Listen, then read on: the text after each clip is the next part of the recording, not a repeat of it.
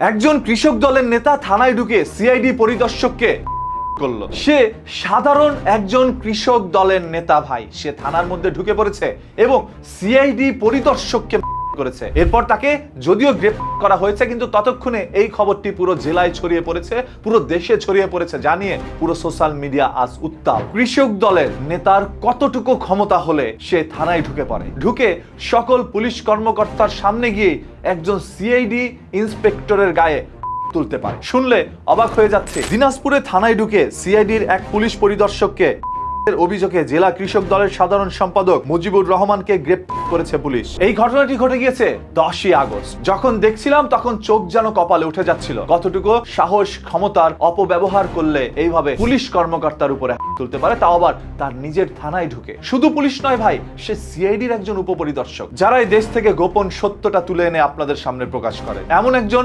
গুরুত্বপূর্ণ পুলিশ কর্মকর্তার উপরে তোলা, এটি কত বড় একটি অপরাধ সেটা আপনারা বুঝতেই পেরেছেন। বর্তমান সময় এরকম অসংখ্য নেতারা মাথা চাড়া দিয়ে উঠছে। 17টি বছর বিলাইয়ের মতো আচরণ করলো, যেন হঠাৎ করে এরা বাঘ হয়ে গিয়েছে। তবে সেই বাঘ যখন বাঘের হুঙ্কার দিতে যায়, তখন হঠাৎ করে বিলাইয়ের শব্দ বের হয়। আজ সেরকম একজন বিলাইকে গ্রেপ্তার করা হয়েছে বলে অনেকে কমেন্ট বক্সে এইগুলো কমেন্ট করছে। 17টি বছর বিএনপির অসংখ্য নেতাদেরকে জেলের মধ্যে রাখা হয়েছে, তাদেরকে ঘরে পরিবারের সাথে ঘুমাতে পর্যন্ত দেয়নি, সব সময় লুকিয়ে ছিল। সেই সকল ত্যাগী নেতাদের সম্মান আজ যেন হানি করছে এই সকল কিছু সংখ্যক নেতারা, যারা বিএনপির ছদ্মছায়ায় থেকে একের পর এক অপকর্ম করে যাচ্ছে। সেই অপকর্ম যখন আইনের কর্মকর্তারা তদন্ত করতে নেমেছিল, তখন আবার তাদের উপরে হয়ে পড়লো এই সকল নেতারা। তাই বিএনপি থেকেই কঠিন শাস্তি প্রয়োগ করতে হবে ওই সকল নেতাদের উপরে, যারা বিএনপির ছত্রছায়া থেকে তাদের নাম ব্যবহার করে একের পর এক অনিয়ম করে যাচ্ছে। এদের কারণে বিএনপির পতন সন্নিকটে এবং অনিবার্য। বিএনপি যদি সেই পতনের হাত থেকে বাঁচতে চায়, তাহলে